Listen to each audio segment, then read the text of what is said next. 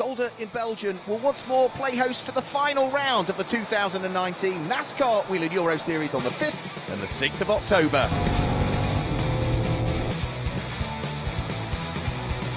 In 2018, the racing was intense at the finals, but who's going to grab the wins in 2019?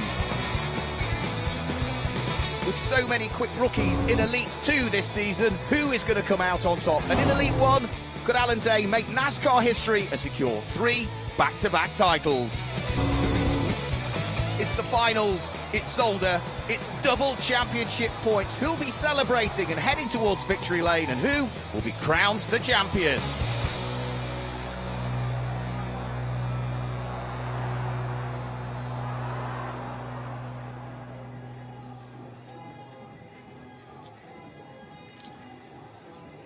Well, good morning, everybody, and welcome along to Circuit Zolder in what is a rather wet and damp and quite grey day here in Belgium. It is the final round of the 2019 NASCAR Whelen Euro Series. Therefore, we will be crowning champions today. Both of the championships are still up for grabs. It's the Elite 2 Championship that will be coming out onto the grid very, very shortly at this iconic circuit, which first opened in 1963 and, of course, continued to hold Formula One up until the 1980s. Its first ever Grand Prix was held here in 1973. The circuit we're racing on is the 4-kilometre or 2.5-mile circuit. NASCAR Whelen Euro Series first raced here in 2005, and the winners from last year, Ulysse Delceau and Guillaume de Flandre, are competing this weekend, but they've both stepped up to Elite 1, so we won't see them on the grid. And remember, this is the last race of the season. The championship is still to be decided around this fantastic circuit. Well, yesterday we had a race both for Elite 1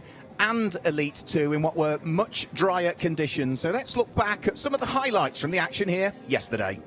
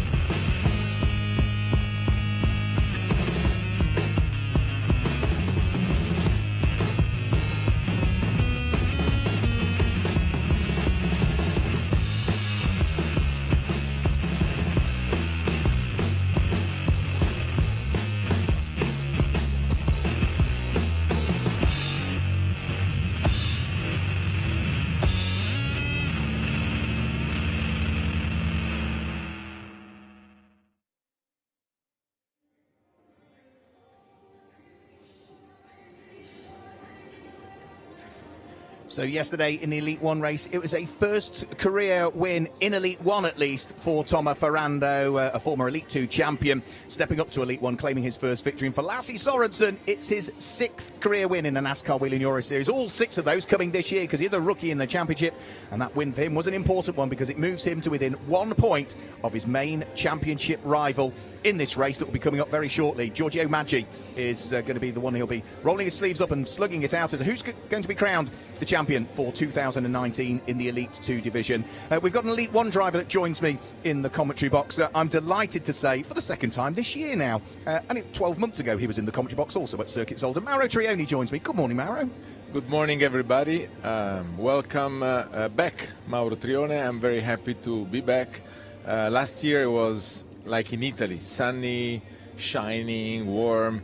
And now I feel like in England. I think you made it on purpose because you want to feel home, Mark. That's correct. This is a good day at home, rest assured. Yeah, this is shorts and flip-flops weather for me, you know. Yeah, but it's not fun driving, trust me. No, just talk us through. We've had a few drivers that have sort of given their views about what it's like here in the wet at Circuit Zolder. You sampled that on Friday in the free practice sessions. Yeah, so the problem is visibility, because I think the cars are not that difficult to drive when it's wet. They're very nice. Actually, I was very surprised. Even if there is no electronics, there is a lot of power, back-wheel drive. So you expect to have a very complicated situation. The reality is that these cars are nice. The problem is visibility, because the windshield is not glass. The wiper doesn't work so well with the windshield. Sometimes they stop. The air system inside is complicated. So I think that the main problem for everybody is going to be visibility.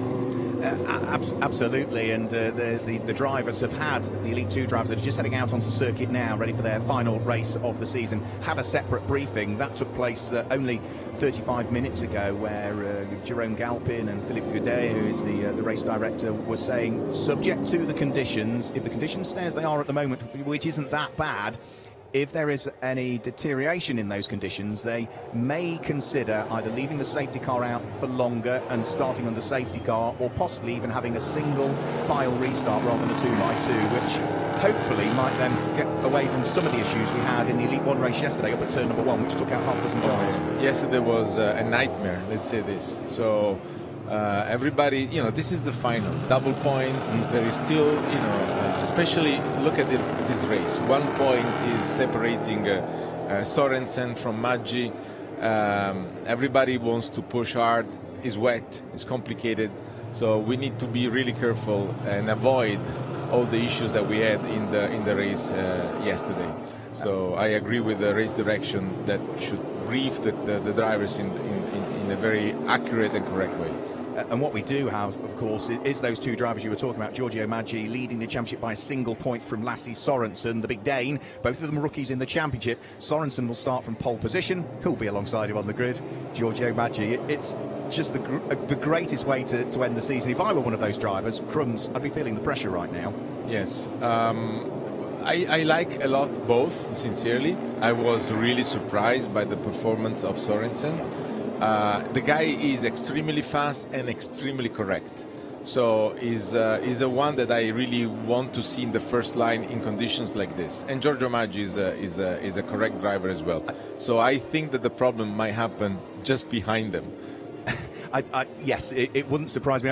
I remember, just 2 weeks ago at Hockenheimring, the two of them went side by side through 3 or 4 corners, and there was just the lightest touch from either, both of them giving each other just enough room. I spoke to Giorgio Maggi yesterday. We saw in the highlights of yesterday's race at one of the restarts, Giorgio Maggi was leading when the safety car came out, so he was on pole for the restart. And at turn 1, Lasse Sorensen swept all the way around the outside, and Giorgio Maggi held his hand up and said, I gave him too much room. I was too polite. It's going to be closer today. Yes, but I prefer this kind of driving instead of what we saw lately. Hockenheim, yesterday in Zolder.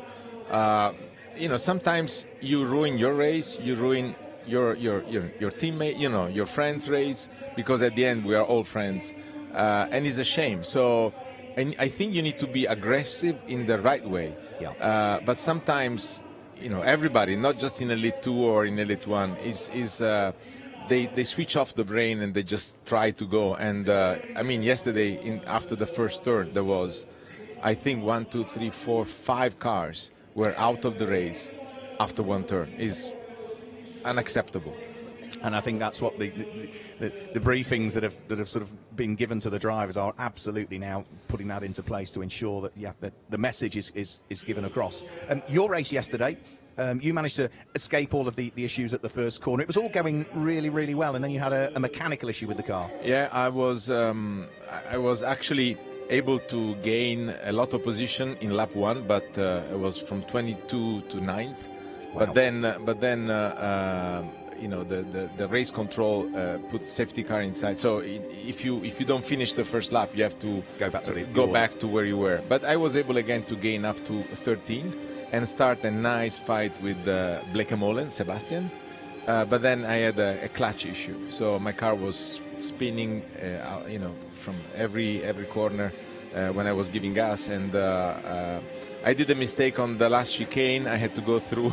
I think I was the only driver in the history of NASCAR to give himself a drive-through, because everybody was, saying, "What happened? What happened to Mauro? He's in the pit lane," and I did it because I had to make a decision: sand or pit lane. So I entered the pit lane two laps at the end, and I was passed by 5 cars. Now we are still in contention for the podium of the Challenger Trophy, because the Tuamala is too far away, but me, Kazu, and Miura are within 4 points.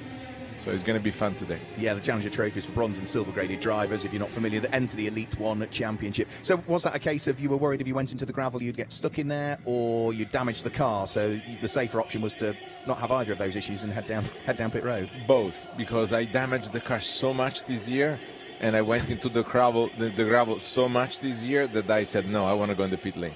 I don't want to do it anymore. You've been around motorsport on and off for a good period of time. It's been a difficult year, and with the big accident on the start line at Valencia in the first weekend of racing, the car tipped into a very gentle roll, albeit at Franciacorta in the second weekend of racing. It's been an interesting one for you, Mauro. Yeah, first race, boom, the car exploded on a wall with Helen Euro in Valencia.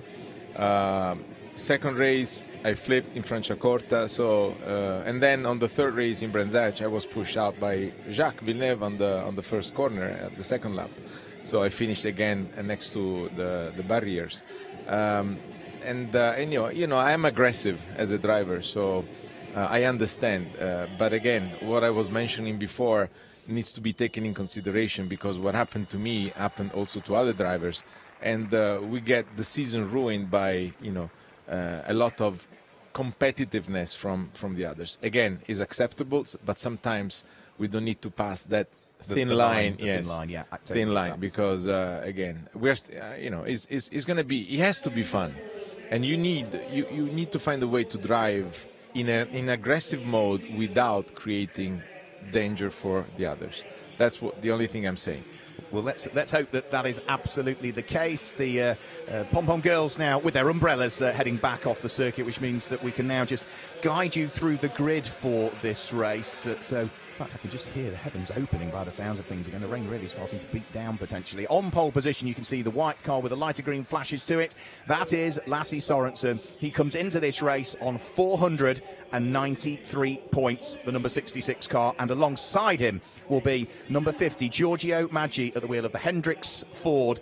That is the championship leading car, just a point ahead, 494 points, and 2 of them start on the front row of the grid. It really is beautifully poised. Onto row number 2, that's where we see number 9, which is the Ford of Alessandro Brigatti, largely black, but it's sort of got orange doors to it to the left and the right.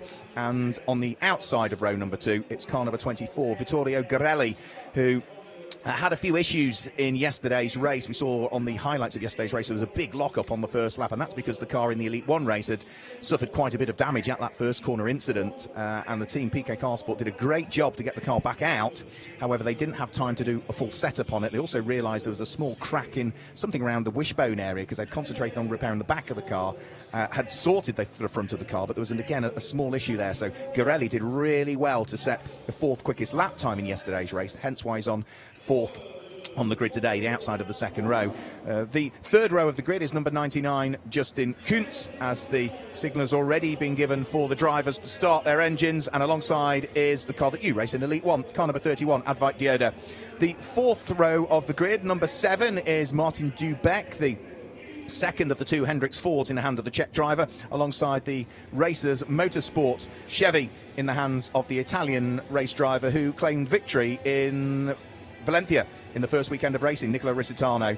The 5th row of the grid, number 88, Hugo de Sadlia, who was tipped into a spin in the early stages of yesterday, alongside his teammate, the second of the 2 cars from Racing Engineering, number 48, the American, Myatt Snyder. The 6th row of the grid sees 77, the Chevy from Memphis Racing, of the Scandinavian, Freddie Hemberg, alongside number 70, Michael Bleaky Molan Michael Bleekemolen leading what is the Legend Trophy within Elite 2 division of the NASCAR Whelen Euro Series. That's for bronze-graded drivers aged 14 over that enter the championship. He's eligible for that without question. He celebrated his 70th birthday earlier on this week, hence why the car has been renumbered from 69 to 70 for this weekend. Row number 7 of the grid is number 12, Nave Tala, alongside 27, Pierluigi Veronese. The 8th row of the grid as they head off on the first of 2 formation. That's number 98, Paul van Pollard, alongside 23 in Eric Varden. Row 9 of the grid is 2, Jesse Vartienen, alongside number 11, double former World Cyclocross champion Niels Albert.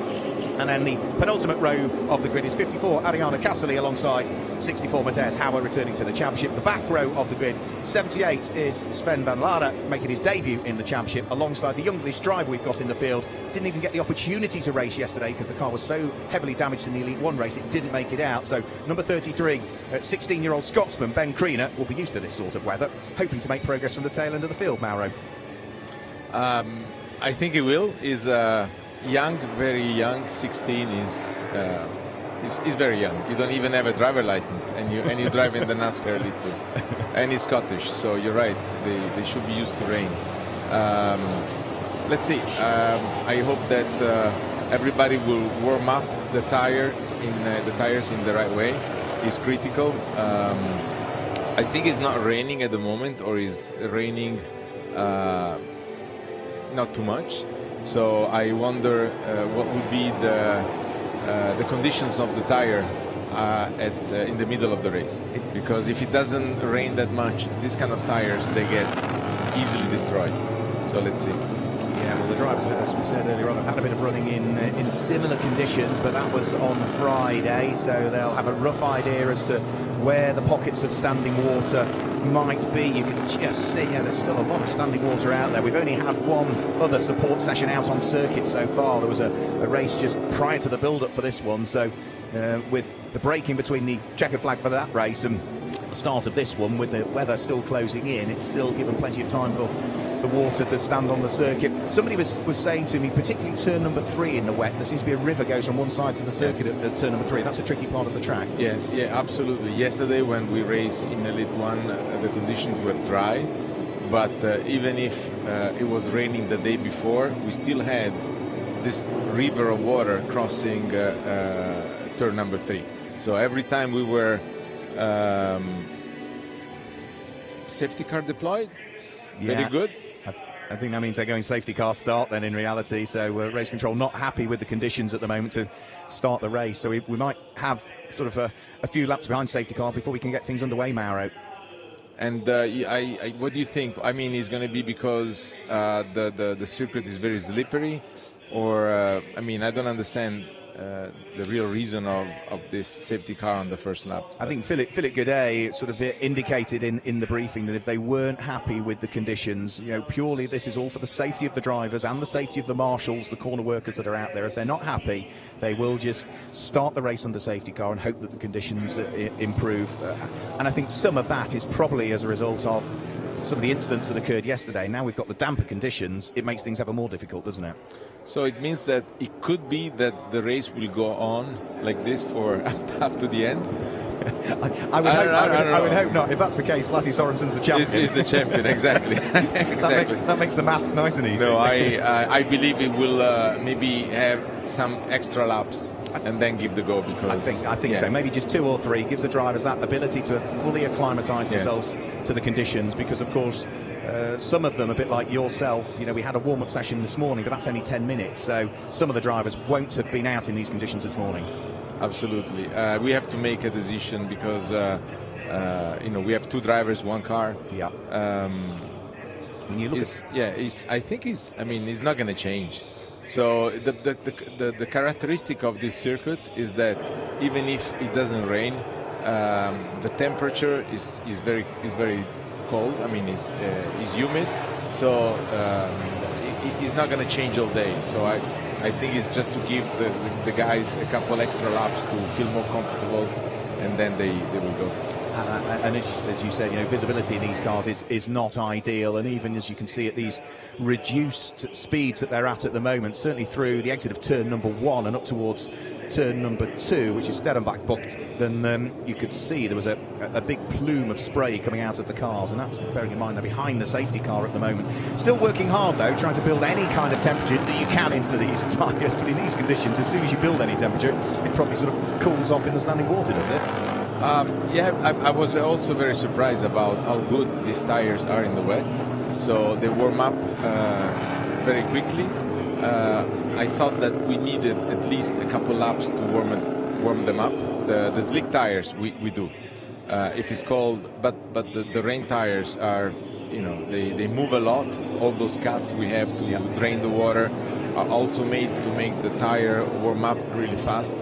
So it really handles well. So personally, I'm very happy with the rain tires. I gather from race control, we will be having a single file start as and when the safety car heads down pit road. So it will be single file start. Remember, the 22-year-old Danish driver, Lasse Sorensen, sitting there on pole position.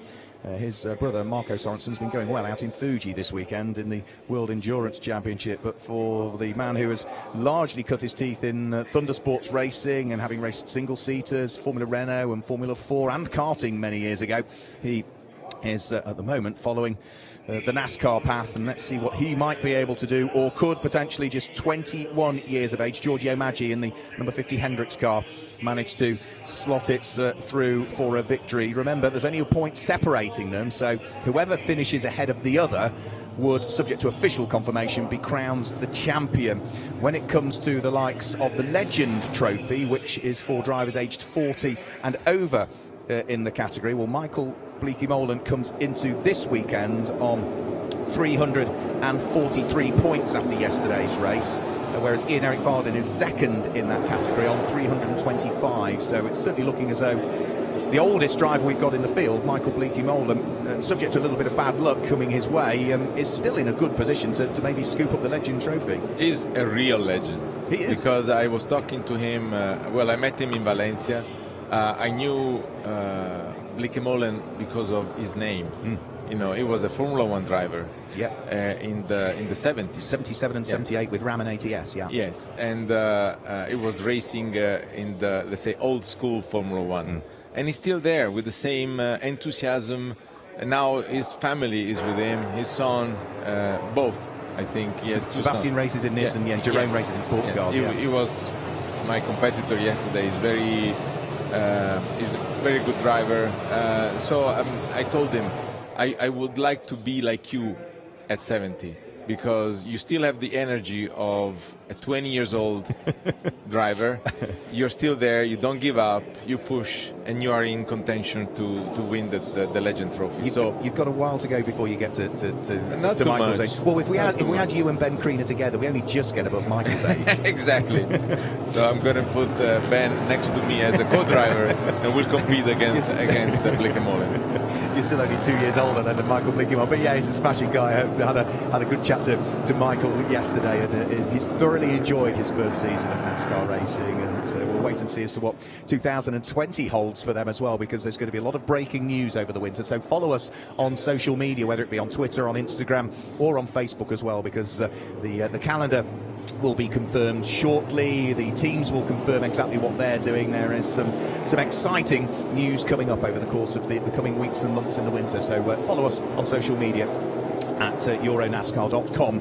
So the cars still under safety car conditions currently. The race has started now in reality, so they are now on their second lap of what is scheduled to be, for this final race of the season, a 15-lap race for Elite 2, but haven't as yet had any confirmation that the safety car will be in at the end of this lap. So I think we might have maybe one more lap behind the safety car, and then we might be able to get things underway. Now, there is one car that I haven't seen circulating, and that is Sven van Lara of the tail end of the field at the wheel of the number 78 Brax Racing Ford. Now, it is Sven's debut weekend in the NASCAR Whelen Euro Series, albeit he's a Benelux Clio champion back in 2017, but he is not circulating. He is a non-starter in this one for reasons that aren't obvious to us at this stage. The car didn't suffer any damage yesterday, but maybe Sven and the team have had a conversation, and in these tricky conditions he's perhaps just decided to keep the car in one piece for the Elite 1 driver, which will be, of course, Belgian hero, local hero, Mark Oosens. I think there was an issue with the engine, because right? Well, I was hearing something strange when the 78 came into the pits after the warm-up, and maybe it was Mark Goosen driving it, and he was going on the gas, like feeling some strange behavior of maybe the carburetor of something on the engine. The sound was not correct, so maybe they're just checking the car to have a good race in Elite 1. I was very surprised by Sven, number 78, the guy that is racing with Mark. I think he's a champion with mountain bikes. Oh, is he? Wasn't like that. I'm not sure. Maybe I'm saying something wrong, but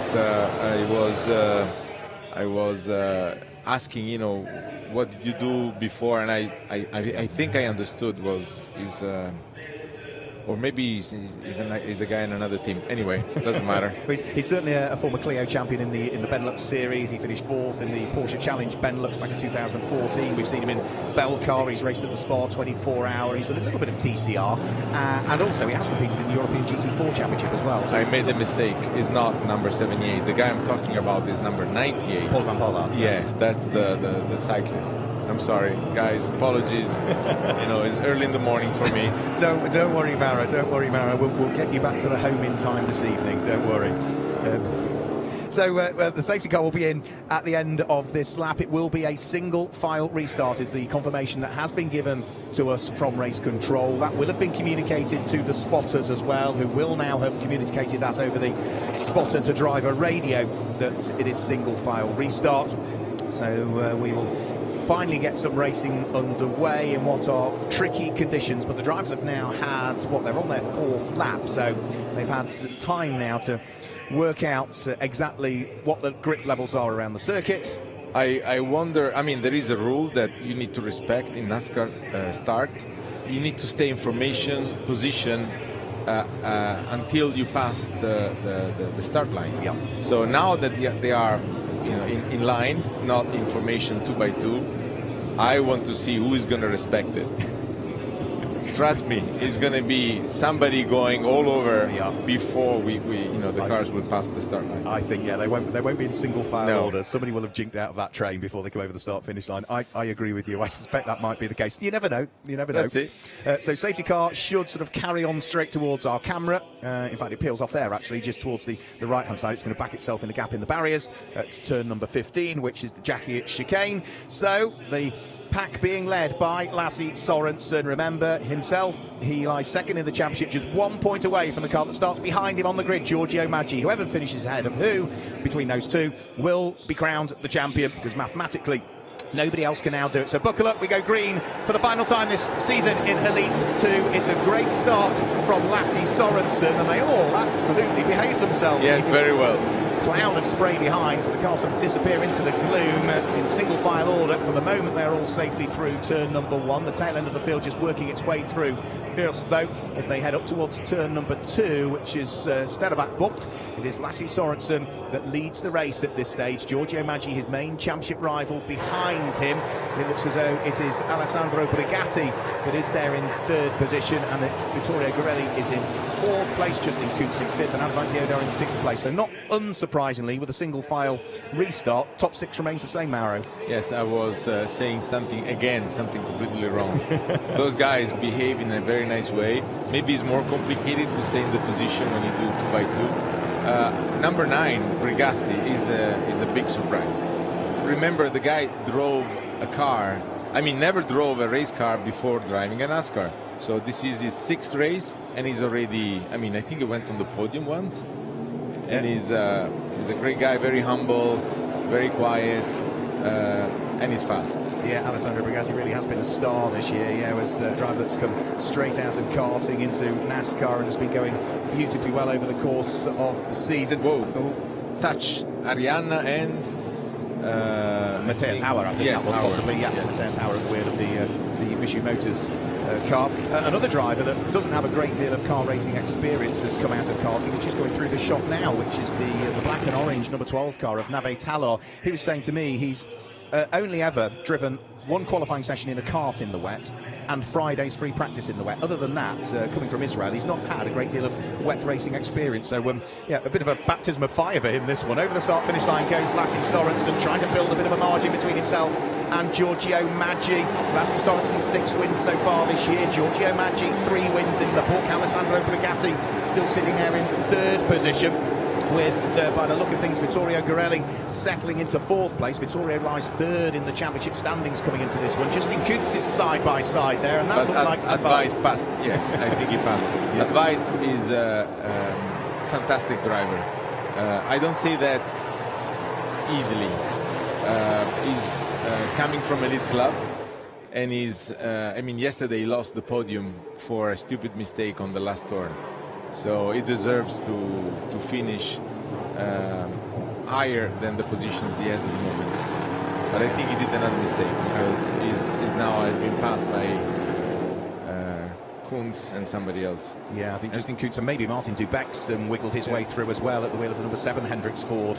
In towards the braking area for the Villeneuve chicane comes our leading quartet of cars, really, because there's quite a gap back now, isn't there? Back to 5th place. That's a big mistake and a lock-up, and all through the gravel trap goes Justin Kuntz. Needs to be careful he doesn't gain an advantage as a result of that, but just going to show exactly what you were talking about. You know, a small mistake in these conditions can give you quite a big headache. Yes, I mean, even if you go in the sand, then it's pretty hard. These cars are really low. So the first thing you damage is the aerodynamics. You crash the front wing easily, and you know, maybe some pieces can create the damage on the wheels. So you need to be careful. We go safety car by the look of things, and I have a feeling I know which the 2 cars are, because there are 2 cars that have gone through sector 1 but haven't gone through sector 2 at the moment, and that could well be that there are problems out there for Nave Talor and Michael Bleekie-Molen maybe. And yet we can see those very 2 cars, just as I was saying it, in the gravel trap there. They've both got themselves together, which is an enormous shame for the pair of them. That was at Kanalbocht, which is turn number 3 here, and that has big implications for Michael Bleekie-Molen, because he was leading the standings, the championship standings, for the Legend Trophy. He was on, as I said, 343 points. 343 points coming into this one. Well, Ian-Eric Varden is his main championship rival, and Ian-Eric is still circulating at the moment. He lies in 15th position overall, and I think will pick up the lead of that category as a result of the problems for Michael Bleekie-Molen. Double points will make that, because that's the good thing and the bad thing of the finals and the semi-finals. You can go from one position to another easily, and I think that if he doesn't restart and Ian will stay and finish the race, yeah, he pick up. He will take the lead. At the moment, he's circulating in 15th. There might be a bit of reordering. Look at the wiper of Brigatti is upside down, and I think it doesn't do much in taking off the rain. So it was very unlucky. Maybe the wind did something, but if we'll keep raining hard, he will have an issue with that. I mean, I assume the teams look at the weather and make sure you put Rain-X on the window to try and disperse the water as much as possible. We did put some material on the windshield. Yeah. We also improved the cooling system inside the car to try to push the air straight in the area where we have to see, because Friday was a nightmare. Was the car steaming up inside? Yes, yeah. Because these cars, they don't have windows, so there is, and they're also open behind. So I was talking to my teammate Thomas Ferrando, and he was completely wet up to his knees after the warm-up. So the water, it comes from all over.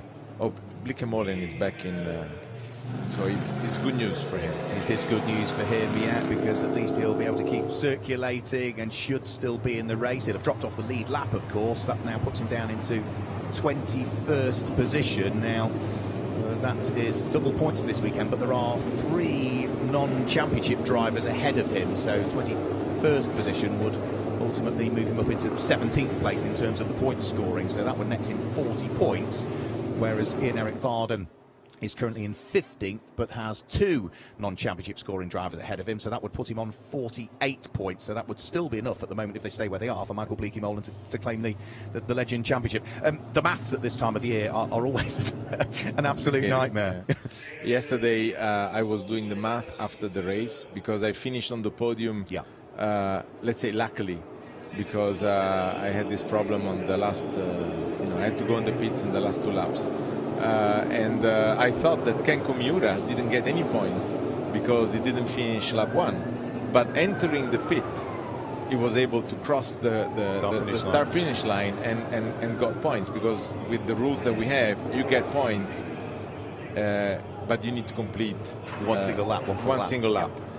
So again, based on the calculation that you make, Bleekie-Molen finishing the race will get enough points, even if Ian will be 5 or 6 positions ahead of him. The points go all the way down through the order, and even if you don't complete one full lap, you still get points, but it's 3 points less than the last finisher. Even if you don't start a race, you still get points, because you will get 10 points less than the last finisher. So it doesn't matter what happens, you will accumulate some sort of points, and the likelihood is over the course of a weekend. So safety cars still out there at the moment. Any reordering is still in the process of being done, so race control will be in communication with the spotters, who will then relay the information to the drivers as to any changes to the lineup that we've got at the moment. I suspect we're going to be a single file restart again, I would have thought, Mauro, when we get going, because conditions don't seem to have changed since the start got underway. But they will not change. Again, the water doesn't drain in this kind of asphalt. Yeah. And the temperature outside is cold and humid. So single file for sure. I believe that Sorensen, with these conditions, has a small advantage, because Maggi was not able to stay very close to him. So let's see now what will happen. But I see a small advantage for Sorensen at this point. Yeah, when we had the free practice sessions, I know not every driver's looking for an outright time, but the free practice sessions on Friday, Sorensen was mightily impressive in what were very similar conditions. So I agree with you. I think if I were a betting man, then I'd be inclined to maybe put a few quid or euros in the direction of Lasse Sorensen for this one. But say both drivers have been remarkably consistent this year. They are both rookies in the championship. In fact, coming into this race, the top 4 drivers in the overall championship standings are rookies: Giorgio Maggi, Lasse Sorensen, Vittorio Garelli and Advait Dioda, which goes to show the young talent that's coming into Elite 2 this year. Vittorio Garelli is from my same area, I mean in Puglia, in Italy. So right the way down towards the south. Yeah, the south, the hill of the boot. I knew his father, because we are, we have the same age. Vittorio is a very fast driver as well, and I'm so sorry that yesterday he had some issues with the car, because he was really feeling the race, and. But it's like, as you said, four top guys are new in the championship, and they are rookies, and they behave so well, and I think that all of them can go in Elite 1 next year with absolutely no issues. Well, when we had Alan Day, again, one of your teammates at Cal Racing, in the commentary box yesterday, you look at what the qualifying time was for Giorgio Maggi at Most in the Czech Republic, and his pole time was quicker than the pole time in Elite 1. So we've got some ridiculously quick Elite 2 drivers, and we call them rookies, but they're not. They're absolutely not. It's just their first season in NASCAR. They're hugely experienced. Yes. Maybe we should talk to Jerome and tell him to change a little bit the rules about Elite 1, Elite 2, Legends, Challengers, because the situation is, it needs to be analyzed. Some of these guys had also some good careers in go-karting and maybe other with other cars, and even if they are young, they are fast, and they can compete with pros in the Elite One. I think it's going to be a very full and very competitive Elite One grid next year, even more so than this year, because I suspect some of these Elite Two drivers will be stepping up next year. It's subject to budgets and availability of cars from teams and things like that. But so lineup is good. Safety car will be in this lap. NASCAR, is a great championship to come and race because budget-wise is absolutely competitive. When I decided to restart, I had the opportunity with the Swiss team last year, and but I got a call from many teams because they knew me since the 90s, and they at the end I compared also the budget, because it's not just the way you drive and how much fun you have driving the car, but you need also to consider how much does it cost. Yeah. Is the sponsor happy to give me the money to race? In the NASCAR, the amount of money that you spend is not that high, and the fun is big, and the sponsor is happy because, it's full of people watching it. You have a big media coverage, you have spectators coming to the tracks that other categories will never get. So it's a good combination, is a good mix between the budget and the return that you get, and the fun for the driver.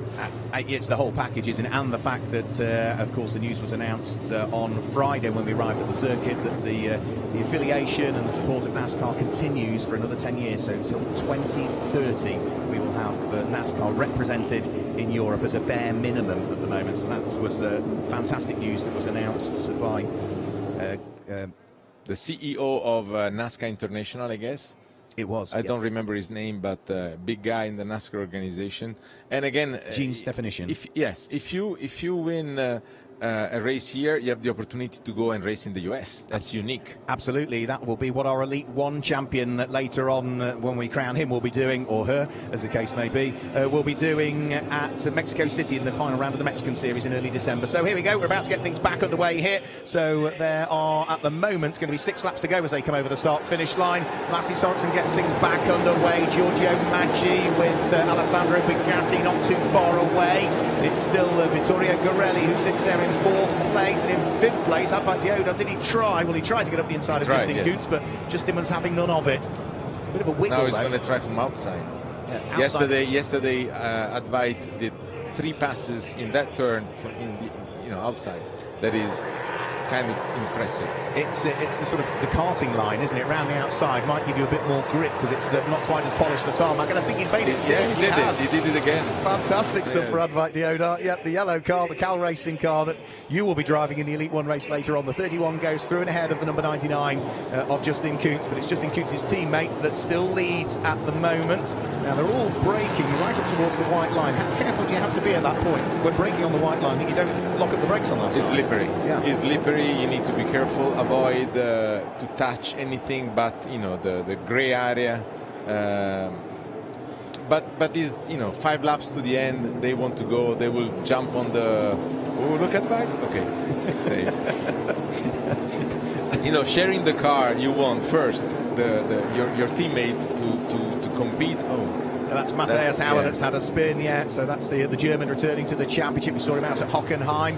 Localised yellow flags, therefore, in that area at the moment. Yeah, you're saying you want your teammate to have a good race. No, he locks the brakes, almost loses the place to Dubek. You want him to have a good race, but you want him to bring the car back in one piece. Exactly, exactly. And next year, I'm planning to do Elite 1, Elite 2 with my son. That was in the podium of Elite Club this year. So I will think about 3 things. I want him to compete and have fun. I want the car to be back, and I want him to be safe because he's my son. Absolutely. I think Justin Kuntz has lost further places. He's really slithered down through the order on this lap for getting away again, as it was before we went safety car. Quite a gap back now to the 5th place car, which is Advait Dioda. Myatt Snyder, the American now, for Racing Engineering, has brought his Ford, the number 48, through into 6th position. Dubek is up to 7th. Hugo de Sandler is up to 8th. And poor old Justin Kuntz, awful lap. He started in 5th. He finishes it in 9th position.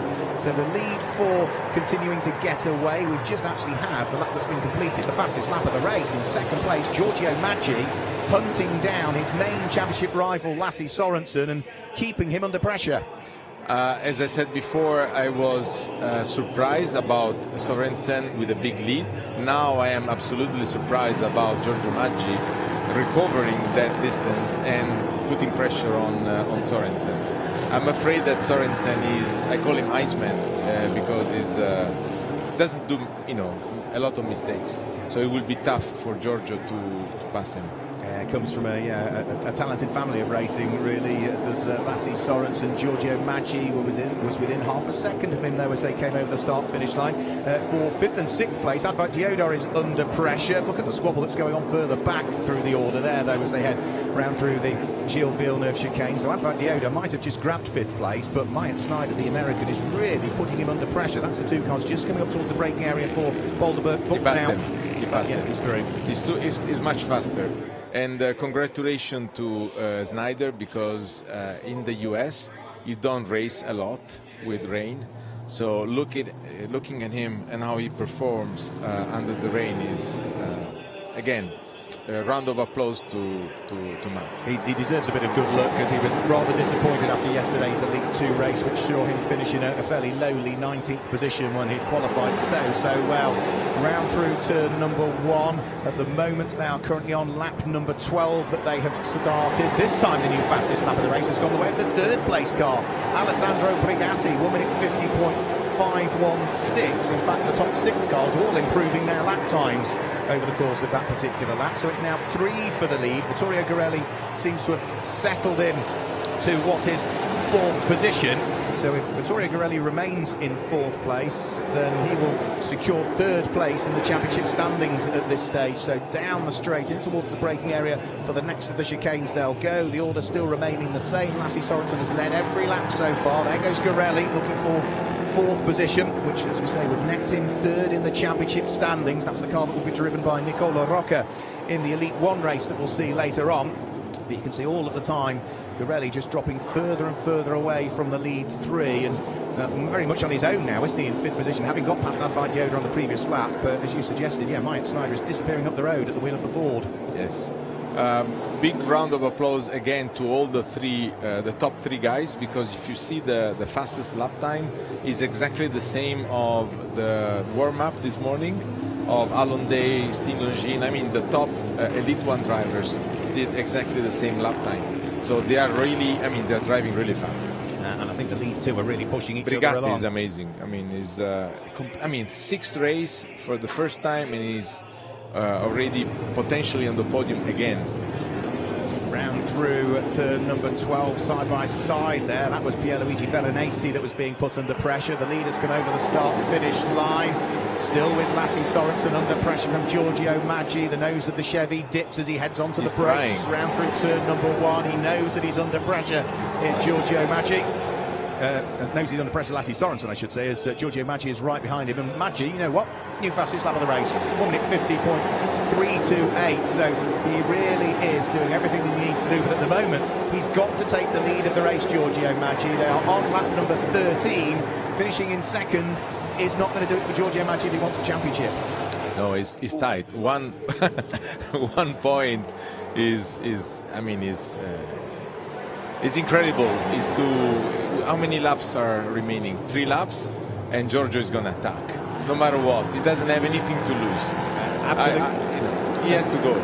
Remember, there's no ABS, there's no traction control. This is pure racing in the NASCAR Whelen Euro Series. There is a yellow and red flag there at the Jackie X chicane. That's just symbolising, I think, rather than oil. It's just a little bit of debris that is on the circuit, just to forewarn the drivers. A little bit of fiberglass sitting slap bang in the middle of the circuit. It's off the racing line, rather, so shouldn't affect them.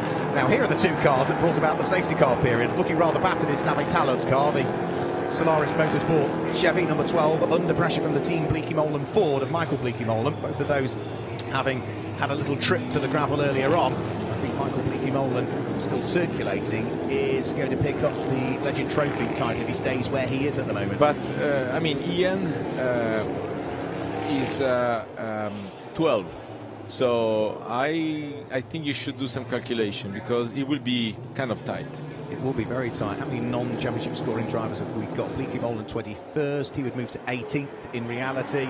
So that would give Ian-Eric Varden it by 1 single point. One single point at the moment. So let's see what happens in the next 2 laps. That's very tight indeed. So I think Bleekie-Molen needs to pass Navet, and same thing needs to happen to Ian. Let's see how many seconds he has. So Ian is back from Vartianen, I think it's pronounced correctly, 1.5 seconds. So I think it just passed it. Wait and see as they come over the start finish line. No, he hasn't. No, but it is rather close. It's still very close also for the lead of the race. Remember, just 1 point separating Giorgio Maggi from Lasse Sorensen in the championship standings coming into this really one. The close. two of them still together as they head in towards the little chicane, the cleaner chicane that's down through turn number 5 and turn number 6. The circuit goes uphill through Sacramentshelling and then downhill again in towards the Villeneuve chicane. It's just 2 for the lead now, and as they turn their way through the Gilles Villeneuve chicane, I think Alessandro Brigatti has small mistake. He arrived a little bit long on the chicane and he had to go through the cones, but he was lucky enough not to spin the car. Just got away with it rather there. So what have we got? We're going to be starting the last lap of the race before too much longer. So time is running out. A wider turn taken into turn number 12 for Giorgio Maggi to try and get on the power that little bit earlier, but for the moment, Lasse Sorensen, as he has done all season really, has hardly put a foot wrong, has he, all year? He's going to protect the line, and here we go on the last lap. Yeah, so 1 championship point, 1 lap to go. But only 1 championship trophy available, I'm afraid. Sincerely, both of them deserve Absolutely. to be champion. Couldn't agree more. Remember, Lasse Sorensen has put himself in this championship position, and he wasn't even at Valencia. He didn't appear until round 3 of the championship, so he missed out on 2 races in Spain and has claimed more wins than anybody, despite only having done what would it be, 11/13 of the season in reality. Giorgio Maggi, though, is not going to give up his aspirations to try and make it another win for him. Maggi, could he be on for win number 7 of his NASCAR career? And as they head round through turn number 4, down the straight, time and options are running out for Giorgio Maggi. Surely, Mauro Trioni. Yeah, let's see. There is another opportunity, definitely at the breaking of the Villeneuve chicane, but if Sorensen doesn't do any mistake, and then on the last 2 turns. But again, if Sorensen stays inside the inside lane, there is no way for Maggi to pass from the outside. Well, here we go then, up towards the Villeneuve chicane. He's going to have a quick look up the inside. Let's hope there's not contact between the pair of them. Sorensen saw him coming and just managed to make sure they positioned the car appropriately, but Giorgio Maggi showed his hand there, and now there's really only a couple more opportunities. One is the one that's coming up now in towards the braking area for Boulderberg booked, and Giorgio Maggi is going to try that wide sweep going into the corner. He's side by side with Lasse Sorensen. The two of them break as late as they possibly can. This is for the race win and for the championship as well. Alessandro Brigatti is on under pressure from Vittorio Garelli for the final spot on the podium. Now Lasse Sorensen is surely going to go defensive here, but he's got to get off the corner cleanly. Then side by side in towards the final corner. Giorgio Maggi side by side with Lasse Sorensen for the lead of the championship and the championship crown. They come out of the corner together, but Sorensen is just ahead of the Ford of Giorgio Maggi. Lasse Sorensen claims the win and the championship, subject to official confirmation. Giorgio Maggi in second place, and who was third? Brigatti. It was Brigatti by a tenth of a second. Amazing race. Congratulations to all of them. Sorensen deserved the win, absolutely. He had more win in the championship during the season. As you said, he didn't do a couple of races, so he really deserved. But everybody, I mean, they drove in a fantastic way. It was a great show. A great show for us, a great show for the people at home. And I think they enjoyed driving. So that would mean that he would finish on 573 points at Lasse Sorensen in the championship, before 564 for Giorgio Maggi. And let's just have a quick look at what's happened in the Legend Trophy. Let's imagine that he wanted to do donuts, but maybe the car.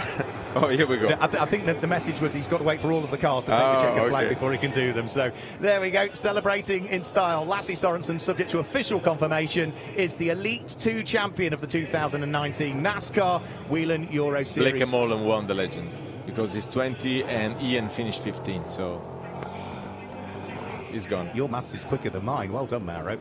Let's have a quick look. So because you have a non-competing in 16, so he's only 4, and I think. So he's got 2 ahead of him, hasn't he? So Ian Eric Varden would get the points for 13th in reality. because there are 2 non-competing drivers ahead. That would put him on 373. Mikey Bleekemolen would also get the points for 18th because of 2 non-competing drivers. But Eric has only 1 non-competing driver. Is this one, number 8. Ah, right, okay, you're right, yeah. So that would mean that Eric Varden would move from... So Eric will be 14 and Bleekemolen will go 1... Yeah, he's got it. 2, so he's 18. Michael Bleekemolen is a legend champion, you're right as well, yeah. So that would put him on 381 points compared to 371 for Eric Varden, if I've got the maths right. Because the points did sort of bounce around a little bit overnight as various penalties were given following yesterday's races. So we've done it. We've crowned our first champion, subject to official confirmation. Lasse Sorensen, what a story, really, coming into this championship, having previously competed in single-seaters. Yes, he's got V8 Thundercars experience over in Scandinavia, but missed the first 2 races. Brands Hatch came from the back of the grid to win a race. He's picked up more race wins than anybody, and he's now the champion. Congratulations to Lasse. Did he race in the single seats before coming to the NASCAR? He was a French Formula 4 champion. Right. How did he fit in a single seat? Because he's a giant. I asked the very same question. He said it was before I had my growing spurt. Right. He said to me. Right. I mean, if everybody's worried about, the weight of the car, I have to go in a diet, and then you see Lasse, and you realize that doesn't matter. It's only talent. The guy is faster than anybody. I mean, he's really fast, and he weighs twice as I weight. I mean, as much as I weight, and I'm heavy. And that's a double race win for Lasse Sorensen this weekend. So he had ground to make up over the course of the weekend. He came into this weekend 11 points adrift and has now secured the NASCAR Whelen Euro Series, following the footsteps of Ulysse Delceau, who did that back in 2018. Of course, the likes of Tomo Ferrando and Gianmarco Ercoli, all of whom are also former Elite 2 champions and compete in Elite 1 nowadays. All 3 of those, are we going to see Lasse Sorensen do the same? The pace, if you can find the budget for next year, then you'd be a tough man to argue that we wouldn't see him in Elite 1. And you don't want to argue with him also because of his size and his muscles. So I also want to say congratulations to Advait, my teammate, number 31. He did a great season, close to be on the podium of Elite 2. Pierluigi Veronesi as well, great guy, Bomber. He does a lot of things for young kids, charity. Yeah, clothing company set up for charity where all the profits go to helping young children with problems. Absolutely, he's a great guy. He's really into this, and he's promoting this association. And what's it called? It's Bomber. It's Bomber. Is his nickname, and he created like a charity program for kids with problems in the hospital. Look, he's gonna crash the car. He's 2 meters. He's 198. My son is 1.94, but close to Lasse, it disappears. There is, subject to official confirmation, our champion for 2019 in the Elite 2 division of the NASCAR Whelen Euro Series. You can see what it means to the Deckswet DF1 team, who've had a few problems generally throughout the course of the season, but have turned up to every single round, and on every single round Lasse Sorensen has, without question, repaid them with performance after performance after performance, and he has been Mr. Consistency this year, Lasse Sorensen. His worst result is going to be a 7th position this year.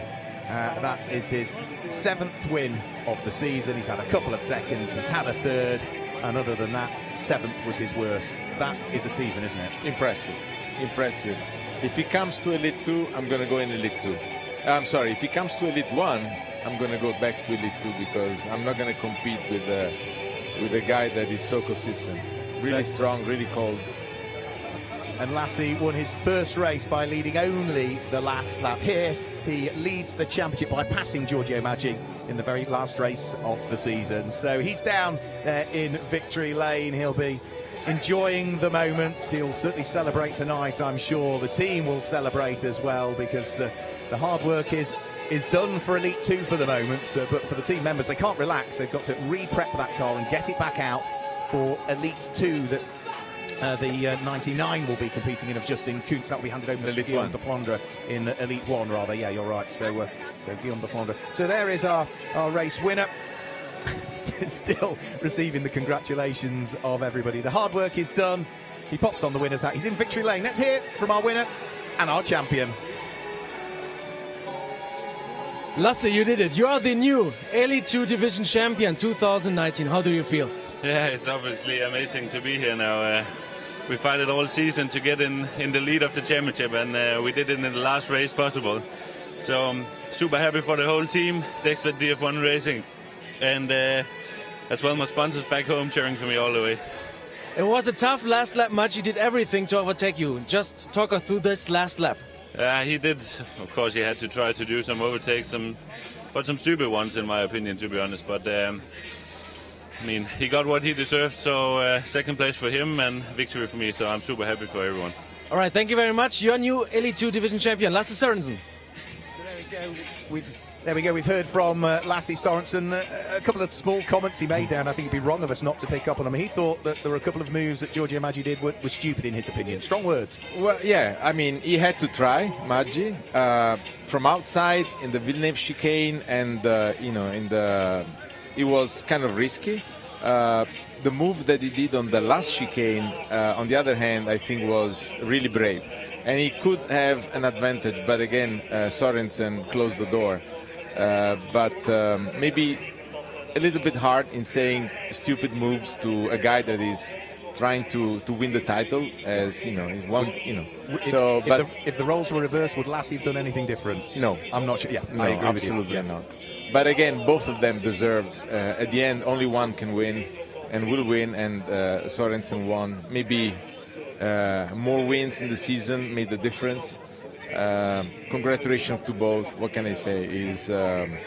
It was a fantastic season and a great Sunday race in very difficult conditions. So there, the celebrations continue in victory lane. The celebrations will continue into the night, I'm sure, for Lasse Sørensen and his family. But of course, for the team, they've got to prepare at least one of the cars. Lassie's we won't see out in the Elite 1 division, but the number 99 that Justin Kuntz has just brought to the checker flag will be out in Elite 1 in the hands of Guillaume de Flandre. So there's still work to be done for the team. They'll have to wait until all the racing is over to enjoy the moment. That's all we have for you currently here at Circuit Zolder from the final weekend of the NASCAR Whelen Euro Series 2019. But there's still one more race to come up. There's still another champion to crown as well, and that will be for the Elite 1 division. We go live with the stream at 15:15 Central European summertime. If you've been watching in the US, thank you very much for joining us here in Belgium, but go back to bed for a few hours and set your alarm, because the stream goes live at 9:15 Eastern Standard Time. From Mauro Tironi, who joins me in the commentary box, thank you, Mauro. From myself, Mark Burrell, goodbye from Circuit Zolder. Goodbye to everybody, and see you later for the Elite 1 race. Bye-bye. Good morning and welcome to Autodromo di Franciacorta. For round 6 of the 2000. Welcome to Circuit Zolder for the final round. The lights go out, the green flag flies.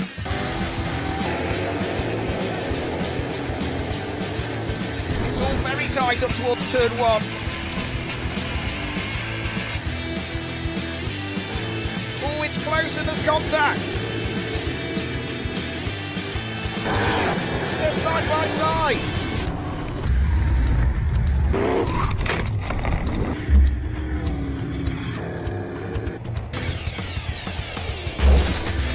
When the checkered flag falls and the race is done, there's always time for celebrations.